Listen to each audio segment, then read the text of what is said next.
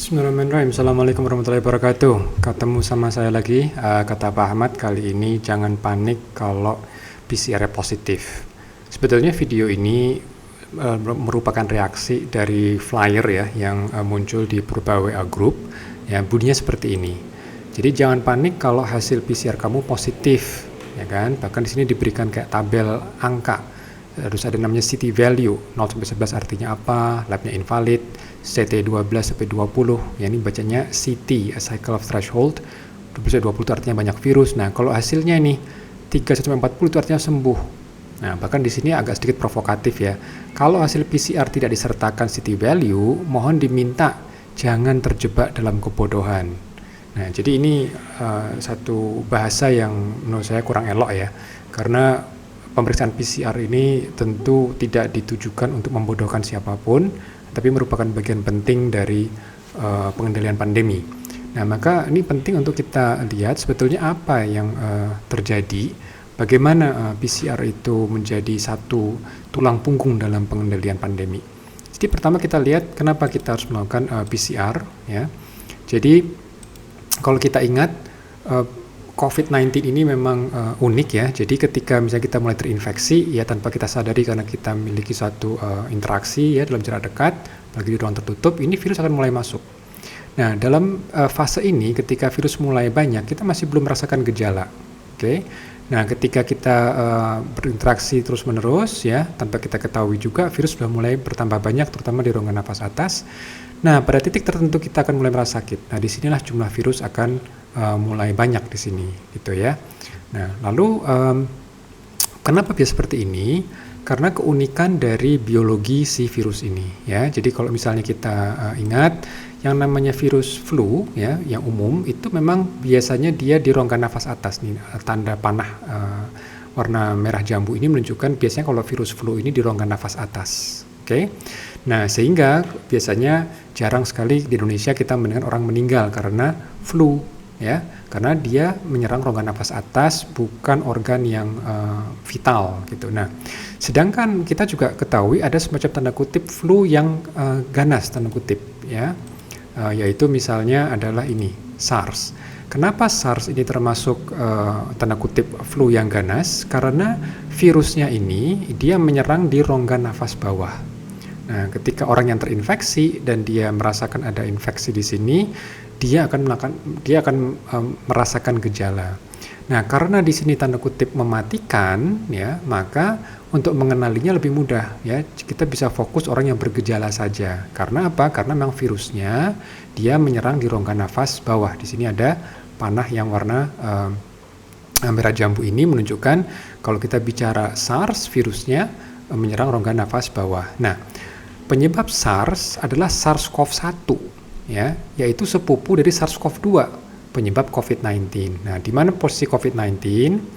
Posisi COVID-19 disebabkan oleh virus SARS-CoV-2. SARS-CoV-2 menyerang dua rongga nafas sekaligus, rongga nafas atas, ya, ada panah di atas ini, dan juga rongga nafas bawah. Ini ada tanda panah yang di bawah. Jadi di baik rongga nafas atas dan rongga nafas bawah. Nah, inilah sebabnya ketika virus ini dia sudah mulai masuk di rongga nafas atas, berarti dia sudah mulai menemukan sel inangnya. Oke. Dan ketika dia mulai memperbanyak diri di situ, dia sudah bisa mulai tumpah. Nah, tumpahnya kemana? Bisa tumpah keluar melalui pembicaraan kita atau tumpah ke dalam, yaitu kemana? Ke rongga paru. Dan ketika dia mulai masuk ke paru, disitulah dia memperbanyak dirinya juga dan muncul gejala-gejala yang bisa jadi memperberat, terutama pada kelompok usia tertentu atau orang yang memiliki komorbid. Nah, inilah yang membuat kita menjadi sulit. Nah, itulah sebabnya kenapa kita melakukan PCR, karena kita ingin melihat apakah orang yang nampaknya baik-baik saja ternyata dia sudah terkena infeksi, atau untuk memastikan kira-kira dari gejala ini apakah dia COVID atau bukan. Nah, memang yang ada dari flyer ini adalah membahas mengenai CT value. Dia dikatakan CT value itu apakah bisa dipercaya atau tidak gitu ya. Apakah dia memberikan pedoman kalau misalnya di bawah 11 tidak valid. Nah, sebenarnya CT value ini itu adalah teknis dari laboratorium, di mana laboratorium memiliki berbagai macam alat dan berbagai macam proses validasi. Oke. Jadi kalau misalnya kita lihat Kenapa harus menggunakan PCR? Karena PCR itu bisa mendeteksi sekuen genetik yang spesifik pada berbagai macam virus. Jadi kalau misalnya di sini katakan ada virus SARS-CoV-2 nih yang hitam, di sini mungkin ada virus flu, di sini mungkin ada virus corona yang lain tapi tidak menimbulkan suatu penyakit yang serius, kita bisa ketahui dari materi genetiknya ini berbeda. Jadi setiap virus ini memiliki genetik yang berbeda. Jadi kalau ada orang yang mengklaim bahwa PCR ini tidak bisa mendeteksi secara spesifik, itu tidak benar. Artinya mereka kurang paham bagaimana biologi molekuler bekerja. Nah, di sini untuk melihat apakah ada virus atau tidak itu memang sulit karena kita harus mengkultur virus. Akan tetapi kita sekarang sudah punya data bahwa ada asosiasi atau korelasi yang cukup dekat bahwa jumlah partikel virus ini kita bisa estimasi dengan banyak sedikitnya materi genetik yang ada. Jadi cara kerja dari PCR ya tentu dia menggandakan. Nah, di sini namanya cycle of threshold. Jadi cycle, jadi jumlah siklus. Jadi ketika mesin PCR ini menggandakan materi genetik, dia akan menggandakannya berkali-kali. Jadi misalnya siklus nomor 1, nomor 2, nomor 3, 4, 5 itu berkali-kali. Jadi kalau misalnya siklus pertama, dia dari materi genetiknya itu digandakan. 1 menjadi 2. Lalu siklus kedua, 2 menjadi 4. Siklus berikutnya, ketiga menjadi 16. Ya, lalu dan seterusnya dan seterusnya. Jadi dengan penggandaan seperti itu akan akhirnya materi genetik itu bisa dideteksi. Nah, artinya apa? Artinya memang kalau angka cycle number atau cycle of threshold-nya ini adalah titik di mana deteksi akan terjadi. Jadi ini adalah gambaran dari sinyal fluoresensi ya, karena real-time PCR modern menggunakan teknologi fluoresensi.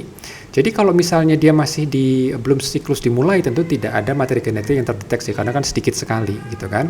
Nah, ketika siklus mulai banyak ya, mulai di 1, 2, 3, 4, 5, 6 sampai misalnya 10 misalnya katakan di sini, kalau misalnya dari spesimen ini banyak sekali materi genetiknya, maka jumlah siklus yang diperlukan tidak terlalu banyak. Bahkan mungkin bisa jadi di angka siklus ke-10 sudah mulai terdeteksi, sinyal fluoresensi sudah mulai naik.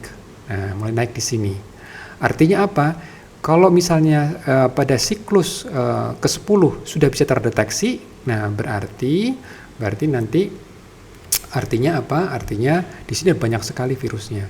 Sementara kalau misalnya di sini virusnya atau di sini diwakilkan oleh materi genetiknya itu sedikit, maka tentu siklus yang diperlukan lebih banyak untuk bisa mendeteksi jumlah yang sedikit. Karena materi genetik dan virus itu dia tentu satu bagian gitu kan. Nah, jadi artinya semakin tinggi siklusnya biasanya berkorelasi dengan jumlah partikel virus yang sedikit kalau siklusnya tinggi. Sementara kalau CT-nya atau cycle threshold-nya dia rendah, ya katakan misalnya di bawah 25, tentu ini menunjukkan bahwa kemungkinan besar ada partikel virus yang sangat banyak, gitu ya. Jadi ini adalah gambarannya. Nah, apakah di bawah 11 itu pasti invalid? Belum tentu, ya, karena tergantung dari pengalaman laboratorium dalam memvalidasi setiap kit atau reagensi RT-PCR yang mereka miliki, gitu. Jadi sebetulnya memang CT value itu bukan sesuatu yang harus ditunjukkan oleh laboratorium. Dia boleh menunjukkan, tapi juga tidak wajib untuk menunjukkan karena ini sifatnya sangat teknis, gitu ya. Nah, bagaimana lalu kita bisa mempercayai bahwa ini valid atau tidak hasil dari laboratorium tersebut? Maka di sini kita tidak bisa mengatakan bahwa laboratorium ini memberikan hasil tidak valid hanya karena ada atau tidaknya hasil CT value, ya. Tapi sebetulnya yang harus diingat adalah apakah laboratorium tersebut sudah lulus apa yang disebut dengan uji PME, pemantapan mutu eksternal. Jadi sebetulnya setiap laboratorium yang memberikan layanan tes COVID, tes PCR COVID, seharusnya mereka mengikuti ujian pemantapan mutu eksternal yang diselenggarakan oleh Kementerian Kesehatan. Jadi Kementerian Kesehatan secara berkala mengirimkan beberapa sampel, mereka tidak memberitahu sampel ini positif atau negatif, lalu mereka minta laboratorium untuk melaksanakan uji dari sampel-sampel tersebut. Nah, kalau ternyata keakuratannya kurang dari 100%, berarti ada hal yang gagal yang dilakukan oleh laboratorium, sehingga ini berikan masukan kepada laboratorium untuk mengevaluasi kembali teknologi yang mereka gunakan atau kit PCR yang mereka gunakan atau mungkin peralatannya, begitu ya. Jadi itu kuncinya di situ ya. Kalau kita mau melihat apakah laboratorium ini valid atau tidak, jangan lihat dari city value-nya yang mereka laporkan, atau bahkan ada tidaknya city value, bukan itu. Tapi tanyakan apakah laboratorium tersebut sudah mengikuti apa yang disebut dengan pemantapan mutu eksternal atau PME. Atau kita bisa ke websitenya Kemenkes, ketikkan ke Google gitu ya, laboratorium Kemenkes terdaftar gitu misalnya. Nanti akan kelihatan tuh laboratorium COVID ya yang sudah masuk ke dalam daftar Kemenkes. Dan biasanya kalau misalnya mereka sudah ikut terdaftar di situ, itu mereka mengikuti uji PME. Tapi itu juga bisa ditanyakan. Jadi kalau misalnya kita ingin mendapatkan keandalan di laboratorium tersebut, itu bisa ditanyakan. Nah, jadi sekali lagi, city value sebetulnya adalah hal yang teknis yang sebetulnya tidak perlu diketahui oleh khalayak umum. Yang penting nama laboratorium itu sudah ada di Departemen Kesehatan atau di Kementerian Kesehatan. Nah, lalu bagaimana mengenai angka-angka tadi itu? Jadi kalau kita bisa review kembali sebetulnya siapa sih yang harus diperiksa PCR? Jadi kalau kita melihat hanya dari misalnya angka-angka ini ya, CT0 sampai 11 invalid, atau misalnya begini, CT20 20 banyak virus, CT21 30 fase penyembuhan, CT31 40 adalah sembuh. Ini tidak tepat karena sangat tergantung dari kondisi atau riwayat klinis seseorang. Ya, kita tidak bisa mengatakan si 30 ke 40 adalah sembuh gitu. Oh, berarti kalau misalnya saya di sini saya nggak ada masalah, saya nggak perlu khawatir. Belum tentu, tergantung kondisinya. Jadi pertama, untuk konfirmasi gejala. Untuk konfirmasi gejala, seseorang ini akan dites PCR. Tujuannya untuk memastikan apakah misalnya gejala-gejala yang timbul itu karena COVID atau mungkin karena penyakit yang lain. Karena misalnya sebagian pasien COVID dia juga mengalami diare misalnya, atau asam lambung yang naik misalnya, sangat tidak menyenangkan di pencernaan. Itu mungkin mirip seperti MAH misalnya, atau mungkin mirip dengan tipes misalnya. Nah, tapi bagaimana kita membedakannya, itu disinilah PCR itu bisa membantu. Karena apa? Karena teknik PCR itu bisa dibilang cukup akurat untuk kepentingan mengenali orang yang terinfeksi. Dalam hal ini artinya apa? Artinya tidak begitu penting city value-nya berapa. Jadi berapapun city value, sementara laboratorium yang sudah memvalidasi teknik yang mereka lakukan, baik itu alat maupun kit RT-PCR yang mereka miliki, itu tidak masalah. Baik itu city value-nya sekitar 30 atau 12 atau 21, itu tidak masalah. Ya, jadi kalau dalam kondisi untuk mengkonfirmasi gejala, city value tidak lagi menjadi satu yang relevan. Dan bahkan semakin cepat kita mengidentifikasi apakah seorang ini ternyata terkena COVID atau tidak, sementara gejalanya mungkin masih ringan, apabila dia termasuk golongan lansia, disinilah menjadi satu subjek yang akan mendapatkan manfaat yang bagus dari terapi konvalensi plasma. Jadi bagi mereka yang sudah sepuh, dia sudah lansia, dan mereka terdeteksi memiliki memiliki virus COVID ya, dari genetiknya kita bisa deteksi dengan PCR, maka disinilah adalah kandidat yang baik untuk mendapatkan terapi konvalensi plasma, karena terapi konvalensi plasma itu justru memberikan manfaat yang sangat baik apabila terdeteksi awal ya, dan gejala masih belum begitu berat, terutama bagi lansia. Jadi ini yang pertama untuk konfirmasi gejala. Lalu berikutnya siapa yang perlu mendapatkan tes ya. Jadi yang kedua adalah kontak erat. Jadi kalau kita ketahui sebelum dia mengalami gejala, banyak sekali kontak eratnya itu berkumpul, gitu kan. Nah, artinya apa? Kita bisa ketahui virus ini dia memiliki fase. Ketika jumlahnya masih sedikit, ya, apa yang terjadi? Dia masih di fase awal. Jadi lihat ini tanda panah di sini, ketika masih di fase awal, itu jumlah virusnya sedikit. Kalau jumlahnya virusnya sedikit, berarti city value-nya berapa? City value-nya tinggi, misalnya di atas 30. Gitu kan. Apakah dia berarti sembuh? Bukan, dia bukan sembuh. Ini masih fase awal. Karena kalau misalnya kita ikuti sampai fase berikutnya, ya, jadi kalau misalnya pasien ini kita monitor, dia diulang PCR lagi, bisa jadi nanti city value-nya semakin rendah. Artinya apa? Dia dalam posisi dia mengalami fase infeksi di awal tadi itu, ya. Jadi maka bagi para kontak erat, ya, karena mereka telah terbukti berdekatan dengan pasien tadi itu, dan city value-nya ada yang rendah, ada yang tinggi, kita tidak bisa mengatakan, oh berarti yang city value-nya tinggi, dia dalam masa penyembuhan. Tidak, dia harus segera dilanjutkan dengan isolasi atau karantina untuk memastikan seandainya nanti dalam beberapa hari kemudian akhirnya dia mengalami gejala, ya, dia dalam posisi di karantina atau diisolasi. Kenapa? Karena kalau ternyata ketika dia akhirnya mengalami gejala dan dia berinteraksi dengan banyak orang, justru semakin banyak orang yang akan tertular. Jadi sekali lagi, bagi kontak erat, nilai CT value tidak lagi relevan, ya, apakah itu tinggi atau rendah. Nah, lalu yang terakhir, siapa yang terkait dengan CT value ini, bagi pasien COVID-19, ya mayoritas pasien COVID-19 yang sudah dirawat, katakan sudah dirawat 2 minggu gitu kan, bagi mayoritas pasien apabila menunjukkan perbaikan klinis, tidak perlu lagi wajib RT-PCR berulang-ulang. Dulu memang di awal pandemi, definisi sembuh adalah dites PCR 2 kali konsekutif dan harus memberikan hasil negatif. Tapi sekarang ya kita sudah mengetahui banyak mengenai penyakit ini. Apabila sudah dirawat selama 2 minggu dan dokter mengatakan dia sudah ada perbaikan klinis, dia bisa jalan sendiri, tidak ada lagi sesak nafas misalnya, badannya merasa segar gitu kan, dia tidak wajib untuk diperiksa PCR lagi gitu ya. Kalaupun misalnya diperiksa PCR, biasanya CT value-nya tinggi, yaitu misalnya di atas 35, 37 misalnya seperti itu, sehingga bukan suatu kekhawatiran. Dan tentu bagi misalnya perkantoran, dia juga tidak perlu mewajibkan karyawannya untuk tes PCR lagi apabila sudah dirawat selama 2 minggu bahkan lebih gitu. Memang ada pengecualian bagi mereka yang mengalami penyakit imunokompromi misalnya, bisa jadi dia agak lama perawatannya, dan di sini dokter akan berusaha untuk mengklarifikasi apakah dia sudah boleh dipulangkan, karena apabila dia memiliki imunokompromi tentu virusnya akan lebih sulit dikendalikan, sehingga bisa jadi mungkin CT value-nya bisa membantu apakah sudah betul-betul naik dalam kondisi CT value tinggi atau masih rendah, di mana mungkin masih banyak partikel virus yang ada di tubuh pasien tersebut. Sehingga apa yang saya sampaikan ini rekan-rekan sekalian, tolong jangan terlalu menyederhanakan tabel CT value ini. Jadi yang pertama, CT value itu sebetulnya adalah bagian dari masalah teknis laboratorium, kecuali kita berlaku sebagai auditor.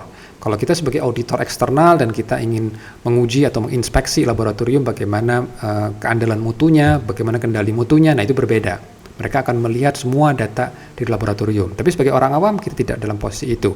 Yang penting kita ketahui laboratorium ini terdaftar di Kementerian Kesehatan dan sudah memiliki izin, bahkan sudah bisa menunjukkan bukti bahwa mereka telah lulus ujian pemantapan mutu eksternal. Yang kedua, kita harus tahu bahwa CT value ini sangat tergantung dari kondisi subjek yang diperiksa. Jadi bisa untuk mengkonfirmasi gejala, bisa untuk mencari kontak erat, yaitu orang-orang yang berpotensi menularkan sehingga harus segera dikarantina atau diisolasi. Dan yang terakhir, ketika pasien sudah dirawat, pasien COVID, artinya sudah ditegakkan di awal mereka adalah pasien COVID dan mereka sudah dirawat selama 2 minggu atau lebih, mayoritas pasien tidak perlu lagi diperiksa PCR berulang. Ya, karena bisa jadi kalaupun dia positif adalah sisa-sisa virus yang mungkin materi genetiknya masih ada, tapi partikel virusnya mungkin sudah tidak utuh sehingga tidak bisa lagi menginfeksi rekan-rekan yang lain. Baik, itu yang biasa sampaikan rekan-rekan sekalian. Jadi hati-hati ketika kita menerima informasi dari WA group, apalagi seperti selebaran ini bahkan tidak jelas siapa yang mengatakan ini, ya, bahkan tidak ada logo Kemenkes misalnya. Jadi tolong tetap fokus ke informasi dari otoritas, ya, terutama dari Kementerian Kesehatan, karena mereka lah otoritas yang bertanggung jawab utamanya pengendalian pandemi ini. Apabila tidak ada namanya, tidak jelas siapapun dia, diabaikan saja. Ya, saat ini kita perlukan informasi yang membantu segera untuk menghentikan pandemi ini. Kita tidak butuh informasi yang justru makin membingungkan masyarakat.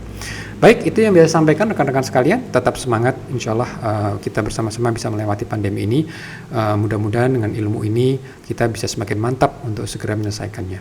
Baik, ketemu sama saya lagi. Assalamualaikum warahmatullahi wabarakatuh.